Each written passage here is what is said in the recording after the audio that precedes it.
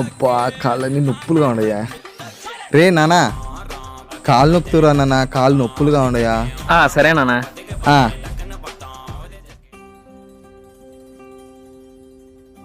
అబ్బా అవునానా, నీ దగ్గర ₹1,00,000 ఉంటే ఏం చేస్తావు నానా?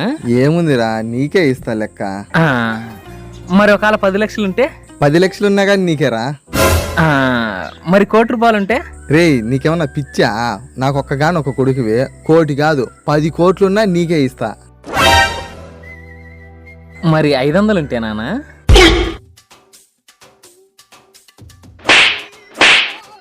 డైరీలోంచి 500 తీసుకుంటారా? చదా ఇందులో. అంటే నానా అంతా నాకే అన్నావు కదా నానా, అందుకని తీసుకున్నా నానా. నా కొడక గుర్తు పెట్టుకో, నేను చచ్చిన తర్వాతనే నా దగ్గర నుంచి నీకు ₹1 వచ్చేది. నేను బతికొండగా 500 కాదు కదా, 5 పైసలు కూడా రాదు. చదా లెక్క.